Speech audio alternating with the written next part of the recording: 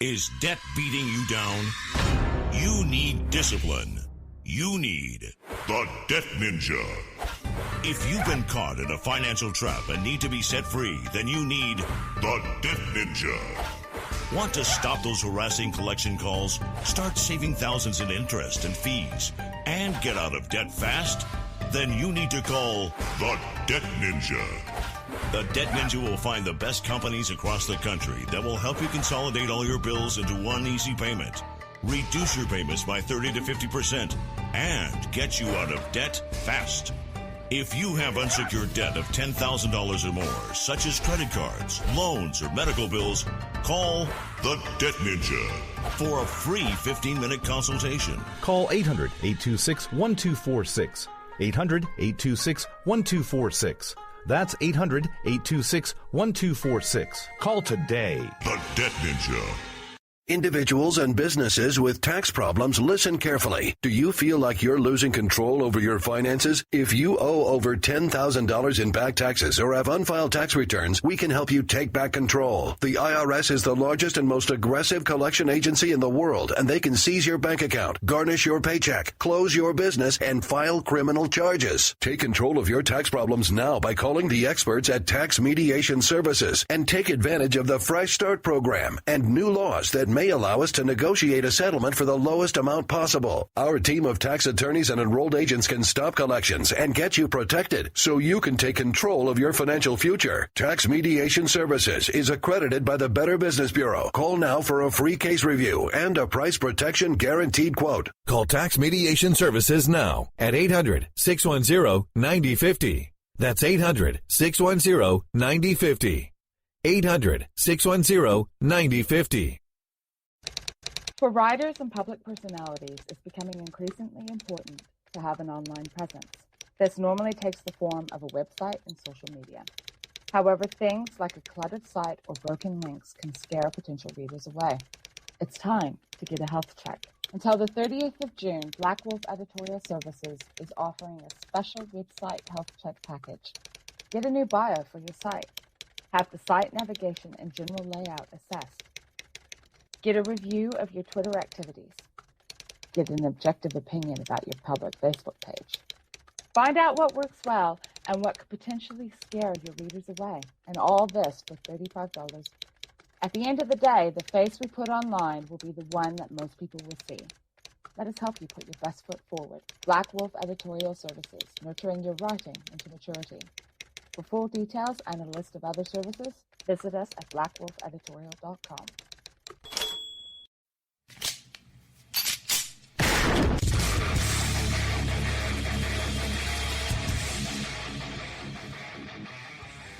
This is Slickery Trigger for Rebel Road Tactical. With proper care and feeding, your pistol will be ready when you need it. There to save your life. Shouldn't your gear be that good?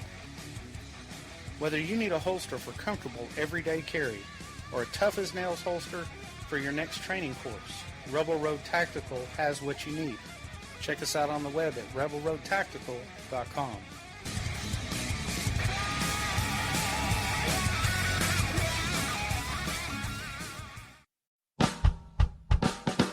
You're listening to the Spark Radio Network, internet radio like you've never heard before. Innovation, creativity, and imagination are all said to begin with a spark. So fasten your seatbelt and take the ride of your life and listen for the spark. The leader in talk radio on the internet, right here on K98Talk.com.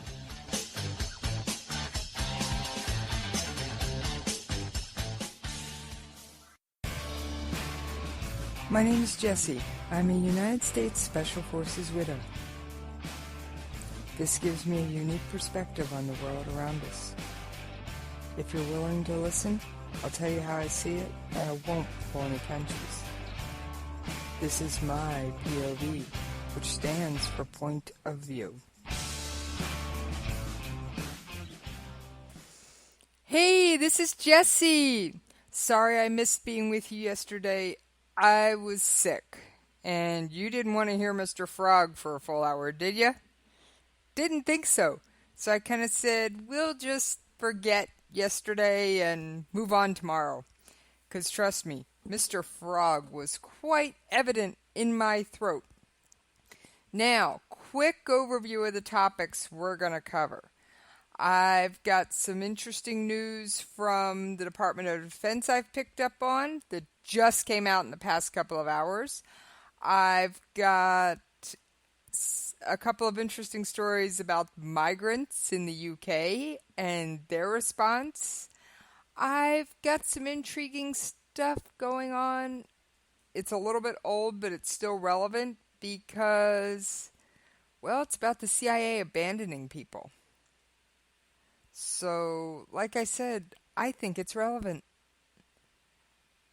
We all know how the government can abandon people. Anybody think the word Benghazi? Yeah, I did. All right. So, I don't have too much on North Korea or Iran today, but hey, we'll see what rabbit trails I run down during the hour, because I will admit my show prep was cut a bit short, so it's going to be an interesting show trying to get all this prepped as we're talking. So I'm just going to ask you to bear with me just a little bit here today, because, well, I got lots to tell you, and I don't want to cut it short. All right. First off, on the interesting DoD news. All right, let me find it. The Department of Defense has opened seats for a periodic review table that's going to take place about the Gitmo detainees. Ash Carter also made a speech today about his Force of the Future initiatives, and the U.S. is supposedly expanding airstrikes, although it's not finalized, in Afghanistan against the Taliban. About time there, air military. Come on. All right, let's cover that one first. Senior U.S. defense official, translation, someone speaking off the record so they don't get in trouble, says the administration is now moving forward toward a decision to expand the military's authority to conduct air strikes against the Taliban in Afghanistan.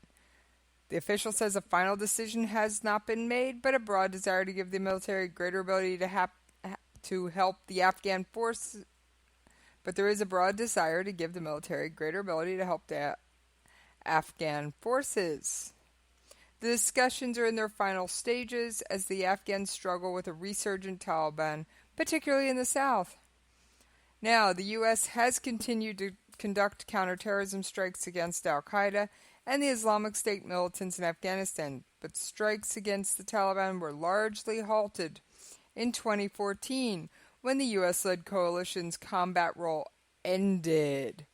So we've got a resurgent Taliban in part because our airstrikes ended in 2014. And, of course, you've got all the Middle East terrorist groups fighting for King of the Hill, which currently, I have to say, the Islamic State, ISIS, Daesh, whatever you want to call them, they do currently hold that title. Much as I don't like them, they do hold the title. Now, here's a good one, and I do have this one pulled up. I'm just finalizing getting it prepped. Islamic State is threatening nuclear. Yes, you heard the word nuclear attacks. Where? Mostly they're aiming at Europe. But would that stop them from going for the U.S.? I don't think so. So, I don't like this.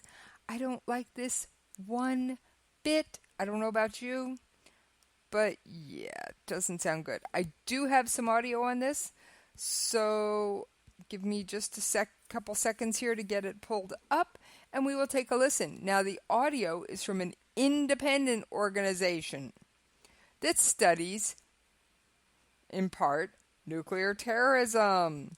No, I didn't go to any news source. I went to an independent organization, that does nothing but study this kind of stuff.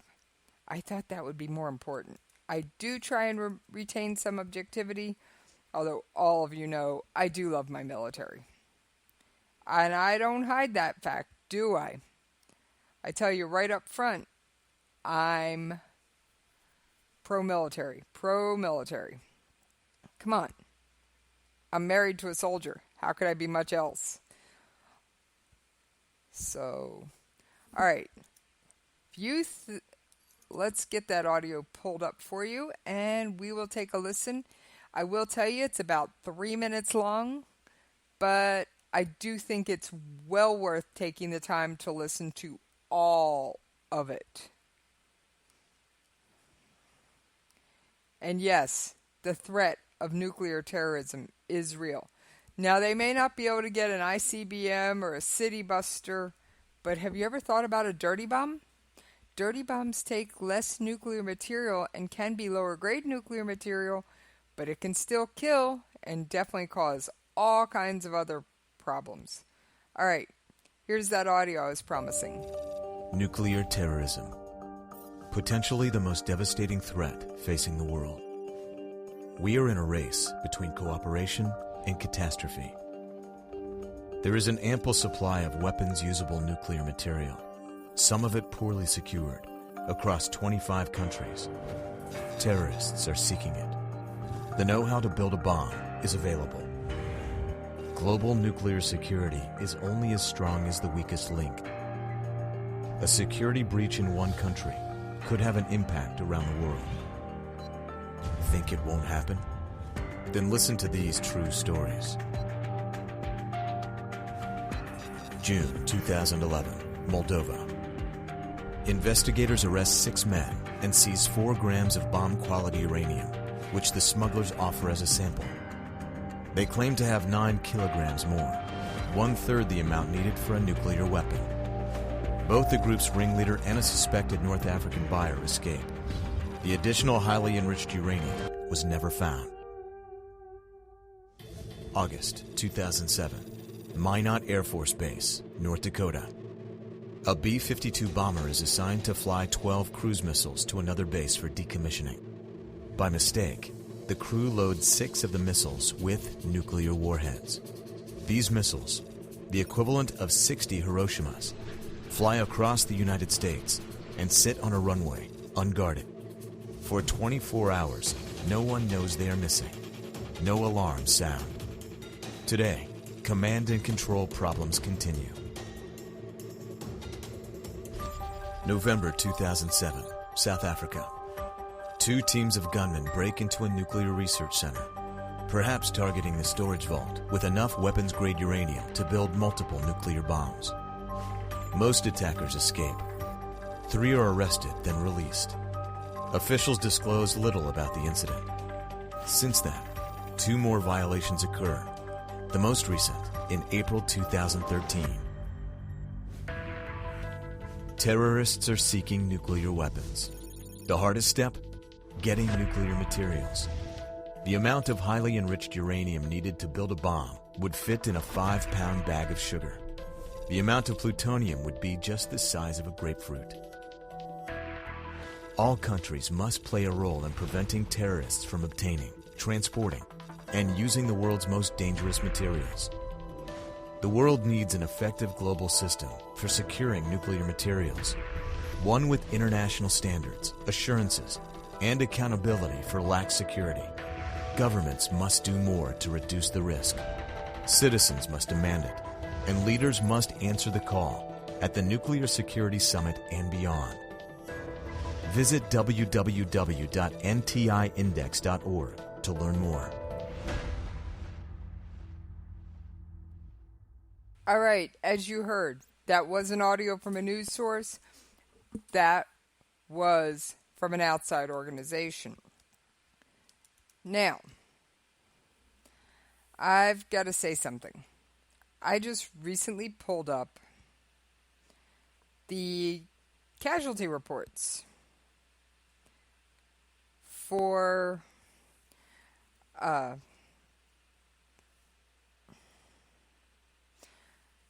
Iraqi freedom Operations Iraqi Freedom, Operation New Dawn, Operation Enduring Freedom, and Operation Inherent Resolve. And they also have Operation Freedom Sentinel.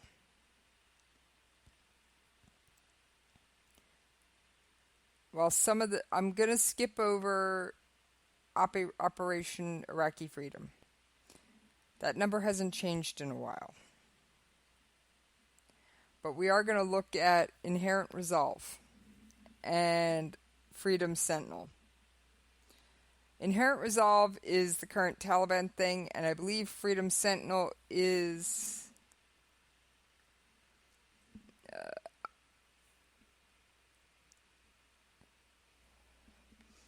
Alright. Operation Inherent Resolve. What's it say down here? Includes casualties that occurred in Bahrain, Cyprus, Egypt, Iraq, Israel, Jordan, Kuwait, Lebanon, Qatar, Saudi Arabia, Syria, Turkey, UAE, the Mediterranean Sea, east of 25 degrees longitude, the Persian Gulf, and the Red Sea. Operation Freedom Sentinel includes casualties that occurred in Afghanistan. Alright, so Freedom Sentinel. Total of 21 military casualties and 1 DoD casualty. 12 of those were KIA. 10 of those were deemed non-hostile. So, yeah. Now, how you have a non-hostile casualty in essentially a war zone is beyond my comprehension. And the reason I'm not covering Enduring Freedom, it's Afghanistan only, and they stopped adding to that particular count December 31st, 2014. So now you know why I'm not covering that one. Alright. Where's the Inherent Resolve details? Okay. Freedom Sentinel. Where's the details on what they're... Operation Freedom Sentinel include... Okay, we already covered that one. Operation Inherent Resolve includes casualties... I think I already read that. Alright, but the casualties for Inherent Resolve. 17 military, 3 DoD. 14 of them are non-hostile. All 3 DoD are deemed non-hostile. Which brings for, out of a total of 20, 17 non-hostile. Wait a minute. How do you have non-hostile casualties in a war zone? I'm sure some of them are.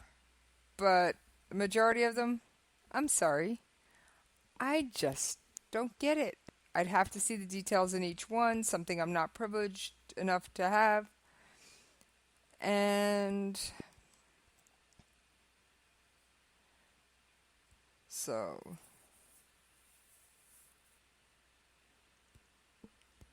what can I say?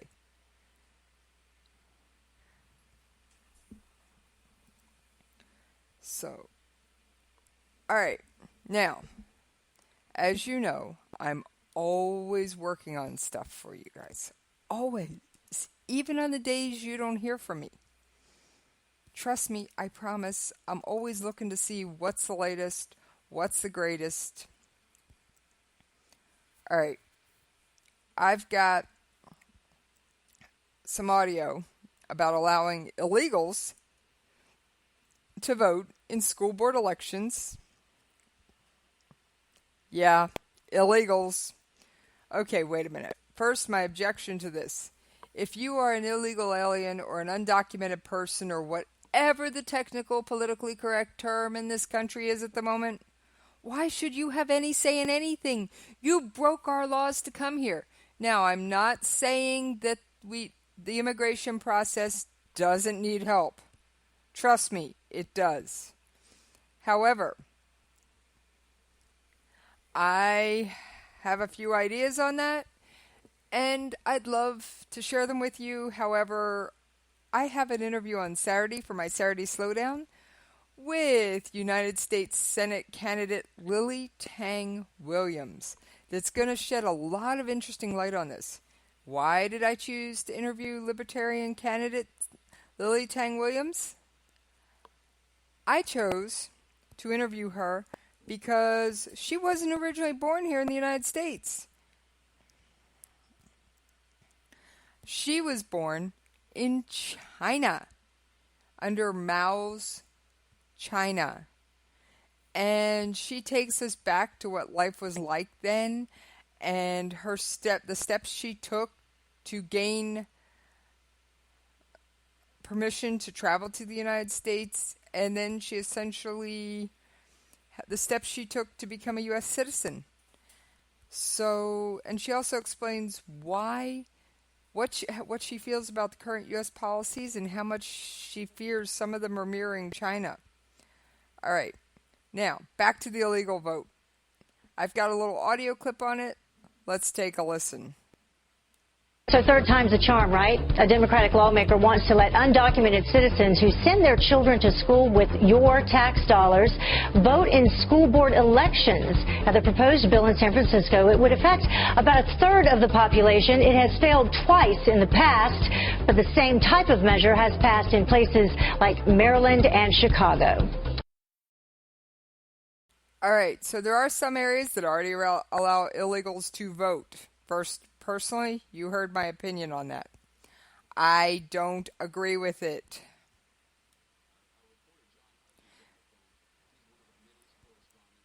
Now, if you weren't paying attention, last night in Tel Aviv, there was a terrorist attack. Thankfully for us, the Israelis call a spade a spade. What else do you call it when a couple of armed gunmen dressed as Orthodox Jews walk up to an outdoor cafe, order dessert, and then start firing on innocent people? Now, this was audio I pulled yesterday. It was shortly after the attacks, but I do feel it's important. Now, it was 10 p.m. in Tel Aviv. Dinner is held later over there than it is here. Everything tends to run a little bit later, and Tel Aviv is a major tourist hub. All right, this audio isn't perfectly cleaned up, but I think it's important to take a listen. So we're going to take care of that real quick. And then I do actually have an Iran story, but I'm saving it for the second half of the show. Our reporter, John Huddy, is on the phone. He's one of our Mideast correspondents and is with us outside Tel Aviv now. John, anything further to add? Well, we know, yeah, and you were just talking about how they may have been disguised. We're hearing that. I'm hearing that as well. We know two attackers opened fire in basically central Tel Aviv, downtown Tel Aviv. This is a very popular area. There's a lot of bars, a lot of restaurants, so obviously there's a lot of tourists there as well. We know that 9 people were wounded. One, we understand, is in critical condition. Now, obviously, this happened not long ago, so there are a lot of different, details that are coming out. We're still waiting on more contact from police in order to try to pin down exactly the circumstances. But as you said, Shepard, 2 of the attackers, they may have been disguised, dressed up as ultra-Orthodox. But that's just according to some news reports. I want to be clear about that. So, again, we're trying to work our sources, but 2 attackers, 9 wounded, 1 critically, central Tel Aviv, again, a very, very busy area. And, of course, this follows several terror attacks. Not only last year, obviously, we remember in September and October there was a string of terrorist attacks, including several in Jerusalem, deadly ones as well. And then, of course, the most recent, aside from attacks in the West Bank and other parts of Jerusalem, mostly stabbings, attempted stabbings on police, on soldiers, on border police. But, of course, there was the New Year's Day shooting in Tel Aviv where a gunman opened fire, killing several people. Hey, again, John, we've just gotten a report Tel from Aviv. Israeli Defense Forces that they believe there may be explosives in the area. Is that right, Ryan? Yeah, police are telling us that they are searching for explosives and are now clearing the area, which suggests to me that they may have reason to believe that there are. Can I confirm that? No. I can tell you that police are telling us they're clearing the area now because they believe there's a danger of explosives. All right, now like I said, that audio was taken yesterday while the story was breaking. That audio was from Shepard Smith on Fox News. They do an excellent job. All right. Now, let's discuss a little more terrorism. If you were a migrant who'd been given refuge in a country and you didn't like something, would you burn down the camp you were living in? Well, this happened in Dusseldorf, Germany. Don't have any audio, but we're going to cover it anyway. All right.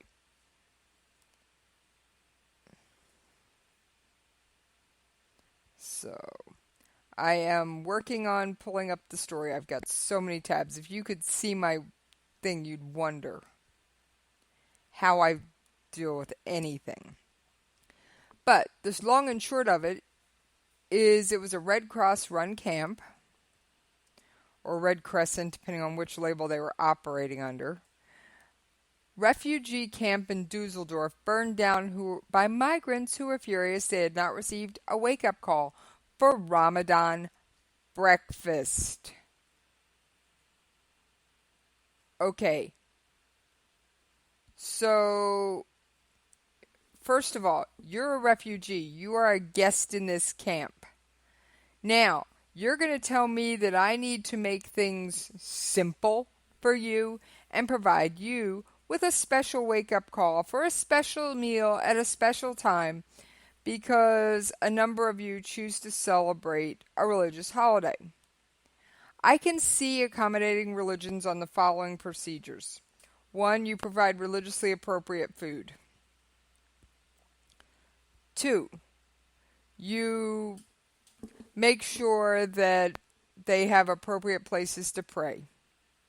If they choose to have a special schedule for whatever religious holiday, whatever they choose, wouldn't a couple of wind-up alarm clocks suffice for that? And special breakfast? All right.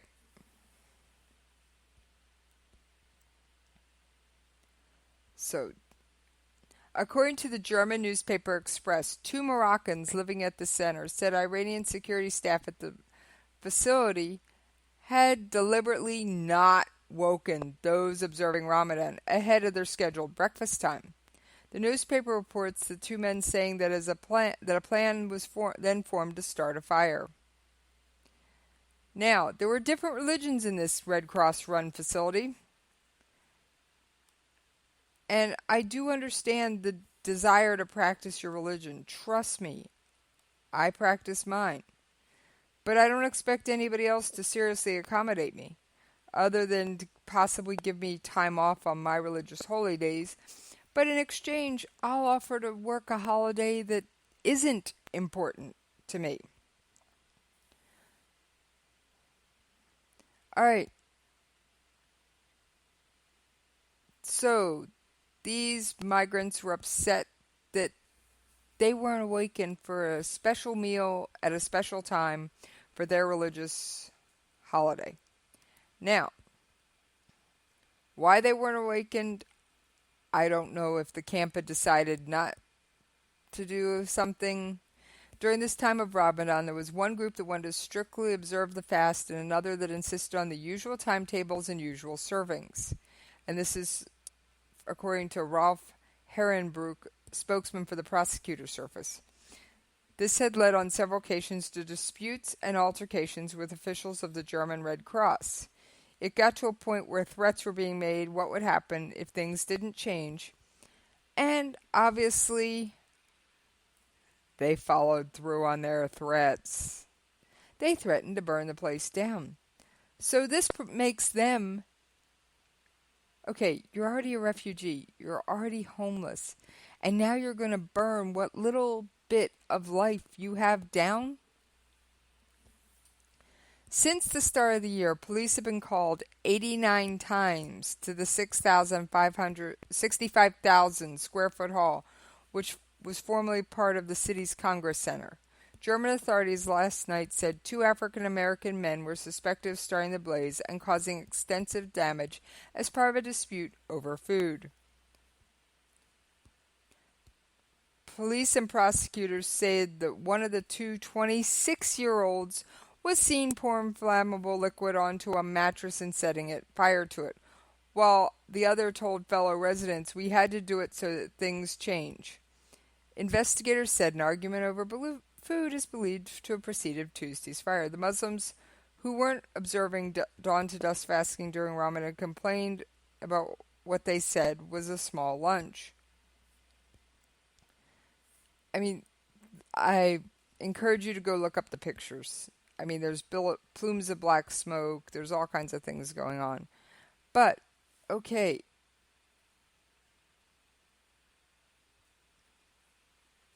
You're a migrant.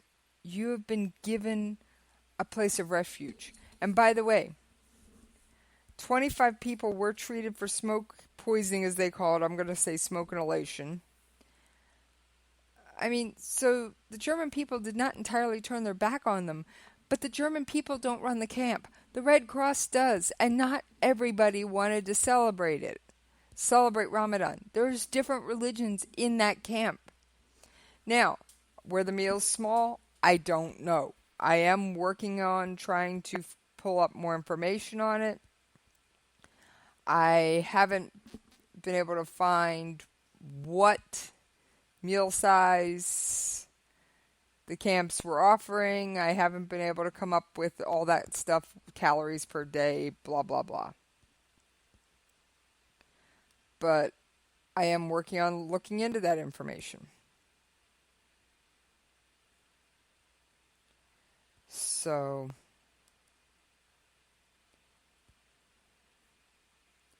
like I said, I do feel it's important to bring this stuff to you.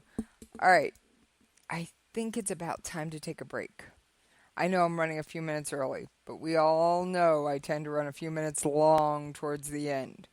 So, we are going to go to a commercial break. You know me. I will inevitably run long by the end of the day. What can I say? So, we are going to go to commercial break now, which will also give me a minute or two to prep that last bit of audio I have for you. So, alright. I will see you on the other side of commercials. In these uncertain economic times, you've got to do whatever you can to save money. One of our biggest expenses can be our cars, especially when unexpected repair bills hit. Not anymore. If you own a vehicle with less than 130,000 miles, is less than 12 years old, has a warranty about to expire, or even no warranty at all, you could stop paying for car repairs. Roadside assistance, towing, and rental coverage are all included. Don't wait for the next repair. Make one free call right now to see if you qualify. If your vehicle is less than 12 years old, has less than 130,000 miles, even if it's out of warranty, paying for car repairs can become a thing of the past. Call us right now and get your car protected before your next repair bill hits. Get protection and no more repair bills. Call 800-696-1030. Again, 800-696-1030. That's 800-696-1030. 800-696-1030.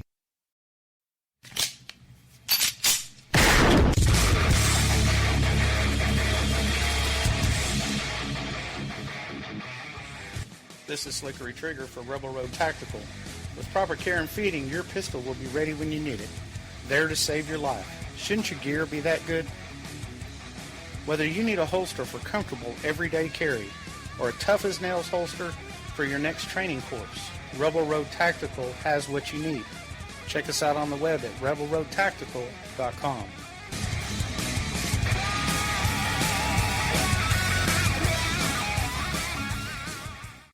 Is debt beating you down? You need discipline. You need the Debt Ninja. If you've been caught in a financial trap and need to be set free, then you need the Debt Ninja. Want to stop those harassing collection calls, start saving thousands in interest and fees, and get out of debt fast? Then you need to call the Debt Ninja. The Debt Ninja will find the best companies across the country that will help you consolidate all your bills into one easy payment, reduce your payments by 30 to 50%, and get you out of debt fast. If you have unsecured debt of $10,000 or more, such as credit cards, loans, or medical bills, call the Debt Ninja for a free 15-minute consultation. Call 800-826-1246. 800-826-1246. That's 800-826-1246. Call today. The Debt Ninja. Individuals and businesses with tax problems, listen carefully. Do you feel like you're losing control over your finances? If you owe over $10,000 in back taxes or have unfiled tax returns, we can help you take back control. The IRS is the largest and most aggressive collection agency in the world, and they can seize your bank account, garnish your paycheck, close your business, and file criminal charges. Take control of your tax problems now by calling the experts at Tax Mediation Services and take advantage of the Fresh Start program and new laws that may allow us to negotiate a settlement for the lowest amount possible. Our team of tax attorneys and enrolled agents can stop collections and get you protected so you can take control of your financial future. Tax Mediation Services is accredited by the Better Business Bureau. Call now for a free case review and a price protection guaranteed quote. Call Tax Mediation Services now at 800-610-9050. That's 800-610-9050. 800-610-9050. All right. Now, normally I play Black Wolf Editorial's health check ad, but I decided I'm going to do a verbal appeal. How many of you have online presence? How many of you have your Twitter and Facebook accounts linked if you have a public online profile? Well, did you know that one way you do that, all your tweets will just show up as a link, and if you do it the other way, your tweets will automatically post to your Facebook page? How many people that are following you are going to click on a link for every tweet just to see what you had to say? All right. Now, my friends at Black Wolf Editorial can show you the right way to connect this stuff so that you're not doing it the wrong way. And they'll also help you get a new bio. You haven't updated your bio on your site in a little while? Maybe time. Maybe make it more interesting. And Judy at Black Wolf, she is amazing. I think the only public bio I have that she didn't have a hand in helping me write is the one I used for my cat. Yes, my cat has a Twitter account. It's just for sending out kitty pics and snarky comments. It's not of real interest. It's not that active. And the running joke is she makes more sense than most people.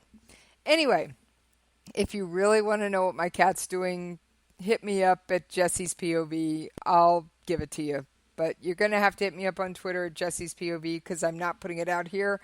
Because I'd rather you guys follow me, not my cat. All right, so yes, I am on Twitter at Jessie's POV. All right, back. So like I said, if you haven't considered a website health check, Black Wolf Editorial for $35. They'll look at your public web page, they'll look at your public Facebook page and your public Twitter profile, and they will tell you what's working, what isn't, and suggest changes. And give you a new bio. So that's a great deal in my book. Yes, I did it. I ended up having to change 3 things on my website. Now, these total 3 changes took me 30 minutes, but they made everything flow better, and they made everything more easily understood and followed by users, which isn't that the end result? All right. That's enough about Black Wolf.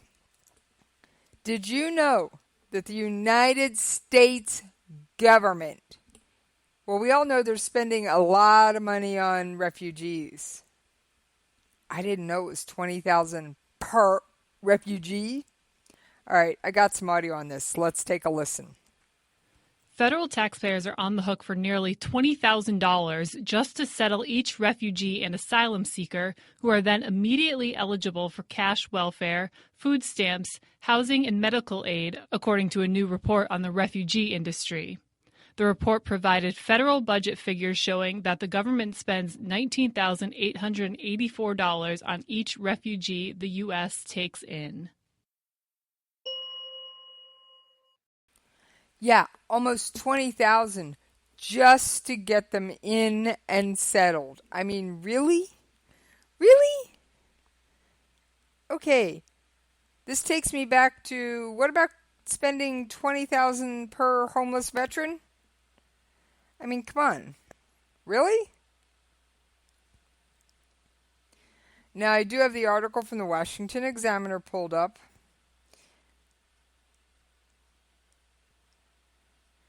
And that number is set to jump if President Obama gets his way and brings in an additional 10,000 Syrian refugees. We're currently accepting 95,000 refugees and asylum seekers. And that's in addition to the 500,000 legal and illegal immigrants coming to the U.S. Oh, yeah. Wait a minute. Anyone want to start doing some math here? Yeah. The refugee agencies only get sometimes they only get a small percentage. The rest of it tends to go to, some of it goes to the UN, some of it goes to all kinds of other things. I'm sorry. I'd rather see you hand each homeless vet a check for $10,000 or $15,000 or even $2,000. Maybe that'll give them enough money to put down first a month's last month's rent on an apartment. I mean, come on. Veterans have raised their right hand to defend this country, and I know. You've heard me say this. All right. Now, refugees are automatically enrolled in a broad range of welfare programs for which refugees automatically qualify for. And refugees are automatically eligible for food stamps, Medicaid, cash household assistance, housing assistance, and more. Don't forget WIC. I don't see it on here, but I'm going to count it as part of food aid, but WIC is a separate program. Now, I don't want to take the food out of the mouths of children. Trust me, I don't. WIC is the last program I usually attack, but I'm just wondering out loud if it's included in their numbers, okay?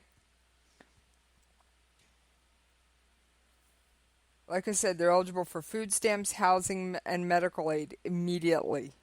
And in 30 days, they're eligible for cash assistance.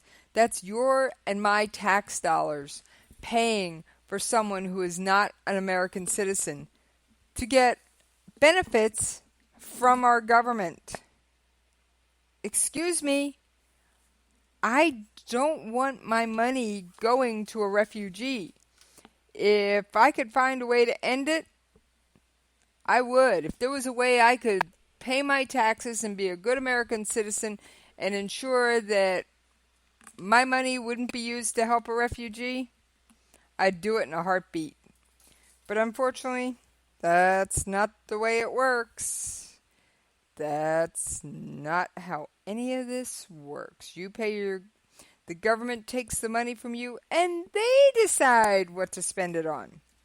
Bridges to nowhere, paying for quote-unquote support at U.S. consulates and places where it's really inadequate. Oh, yeah. Like I said, it's bad. It's really bad.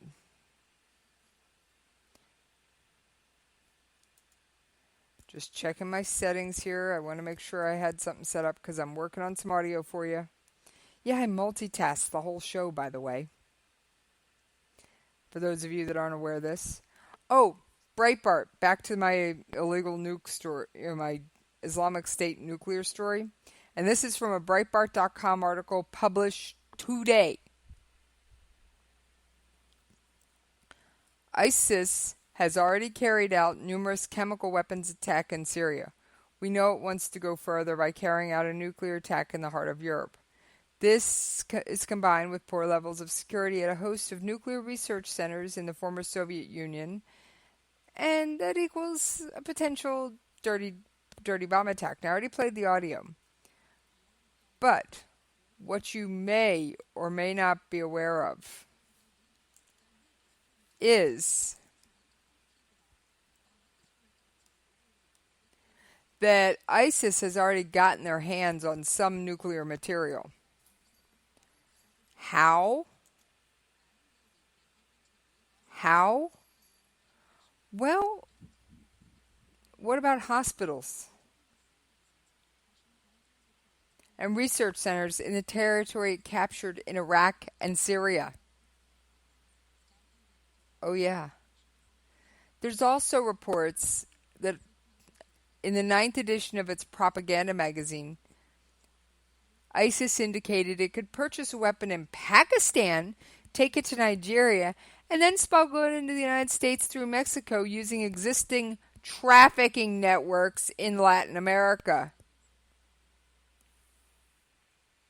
Wait a minute. Did I just say they already have plans in place to smuggle in a dirty bomb? Yeah. Why shouldn't they just use the existing network? I mean, come on. It's there. What's to stop them? I don't know. Do you really think our Homeland Security Department will actually put that much effort into stopping them? I don't. I think our Homeland Security Department doesn't overall. Now, I'm not talking about the individual border agents.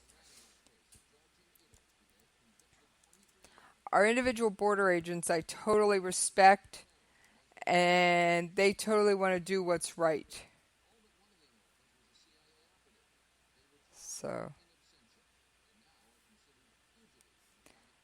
So, like I said, I don't know about this.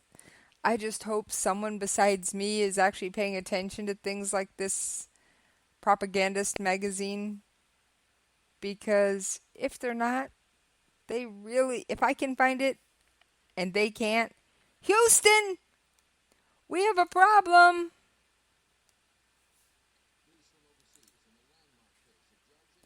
I mean, really, if I can find this information and Homeland Security and other FBI, CIA can't find it, and I'm only dealing with open source, I don't have, other than a couple military personnel that slide information to me, I don't have insiders. I don't have paid anybody on my staff.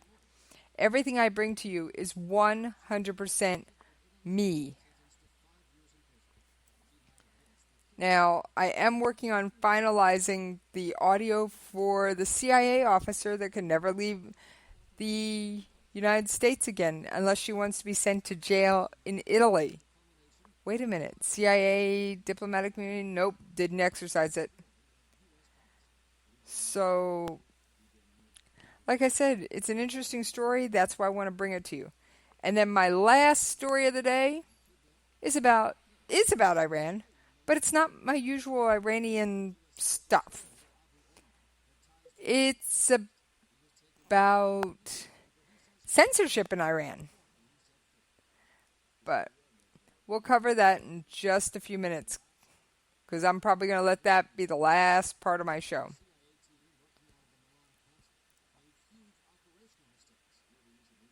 So,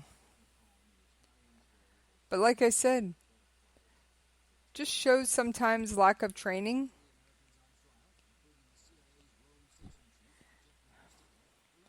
But the CIA is not perfect. So there is a lack of training. Sometimes the government doesn't stand up for who it should.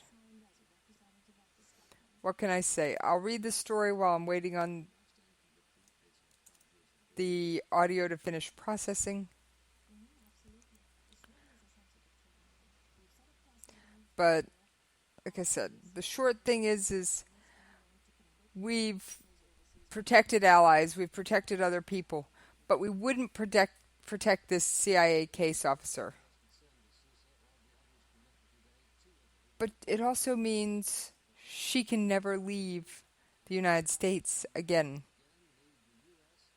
So don't ever travel for vacation unless you're going to the Grand Canyon. And sometimes even that's a dangerous place. I did read a story about somebody in Yellowstone actually falling into a hot spring, and they are presumed dead, and there is no trace of them. So, yeah, you gotta watch out what you do on vacation. There are often safety ropes set up, and my advice would be, don't try and cross safety ropes. Despite what you think, come on, they're there for a reason.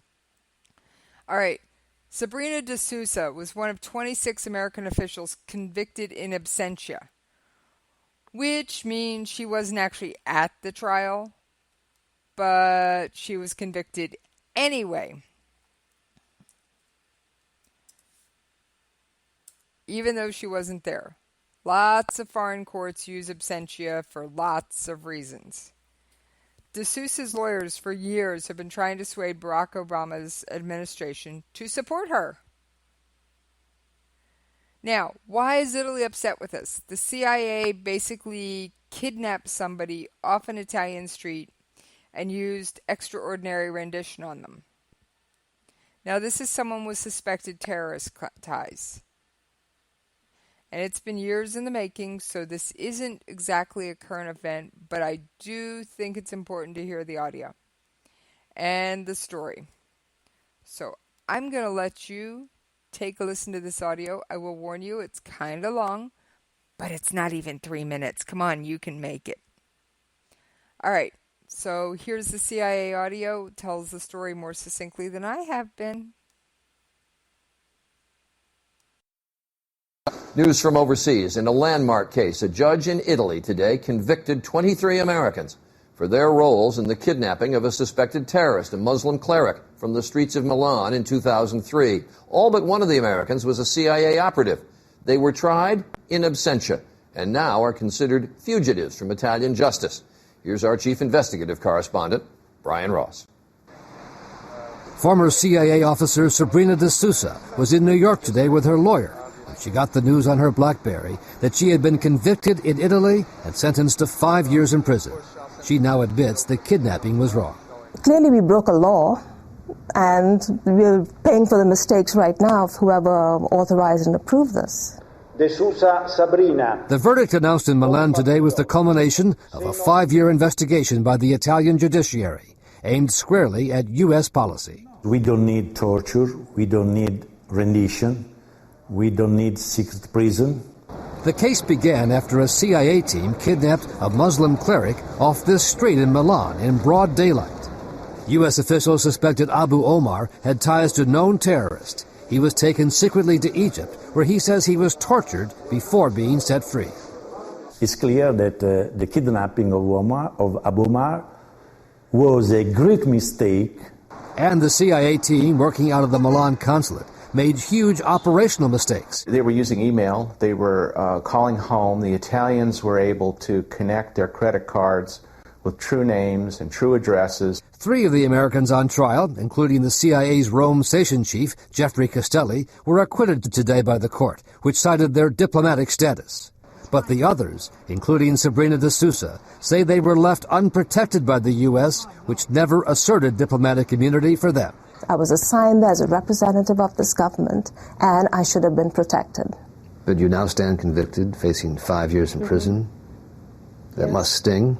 Absolutely. It really is a sense of betrayal here. We've set a precedent for allies, foes, friends, anyone to convict our officers overseas or indict them for whatever they feel like indicting them on. There's no chance the U.S. would send De Sousa or the others convicted today to Italy to be put behind bars. But they are all now considered fugitives and have been advised they should never again leave the U.S. for fear that some other country might turn them in to the Italians, Charlie. Brian Ross reporting tonight. Thanks. All right, so essentially those convicted can never leave the country. All right, now, there's a new video game that's out, and it's available on Steam, and I just find it's fascinating. That's why I'm covering it. I love to try and get an interview with the creator, but hey, 1979 Revolution in Tehran, Iran, Black Friday. It's created by an Iranian-born game maker, Navid Konasari, and his wife, and it's been praised for being historically accurate. But it's been banned by officials in Tehran for being anti-Iranian and pro-American. Mr. Konasari, a former Rockstar Games designer, helped develop the popular Grand Theft Auto series, say they will look for another way to get the game to the masses. And the game lets players experience the tumultuous events through the eyes of a photojournalist who is watching his country unravel. Players make choices for the main characters, such as photographing protesters from rooftops and responding to an interrogation in the notorious Evin prison, long known for holding and torturing political prisoners. Iran's National Foundation for Computer Games blocked all websites that offered the game less than 48 hours after it went on sale. Konasari said that maintaining the accuracy of the history behind the revolution was important as creating a great game. So, alright. And there's also, included in the game, there's also real photographs and audio recordings from those who were actually there. I think this is an awesome game. I'm actually probably going to get it. And I don't often admit that. But I'm probably going to get this one. And I don't have much time to play video games. But you know I have a huge fascination with Iran. Alright, let's take a listen to this audio.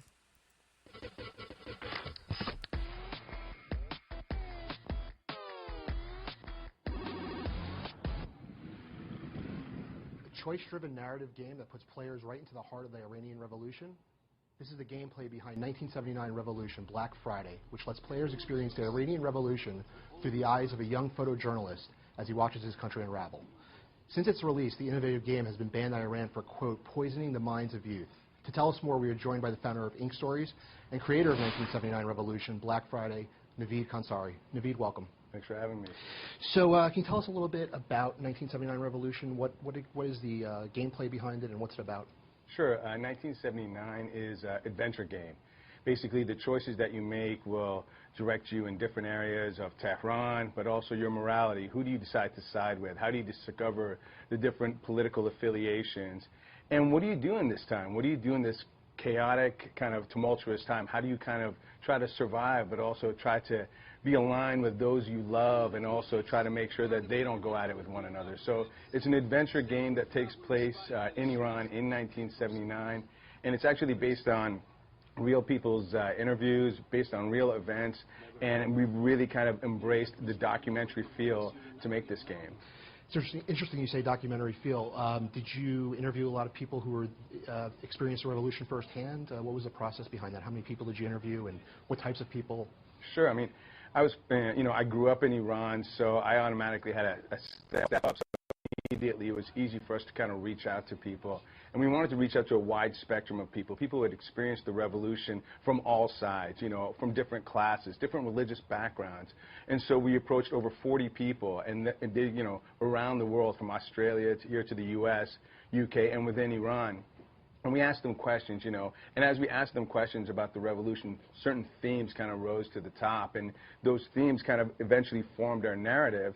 But also we started realizing where they had issues themselves, where they had issues where they didn't know who to go with, where at times they might have shown kindness to someone they love, but at the same time shut the door out of fear. So all of those kind of helped us also create the branching and the choices that you get to have in this game. Sounds like a fascinating concept for a game.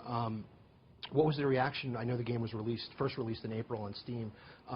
What was the reaction in Iran to the release of the game? Well, the reaction in Iran was that they automatically just dispelled it and said that this is propaganda being made outside of the country and therefore it can't be legitimate.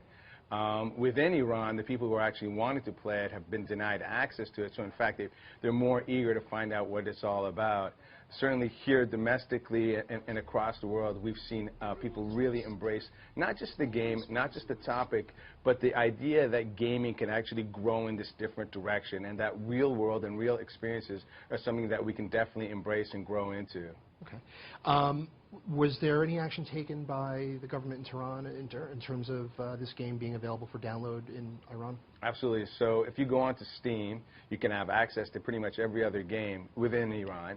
But once you come to the 1979 Revolution page, a huge blocker comes up denying people the ability to download the game.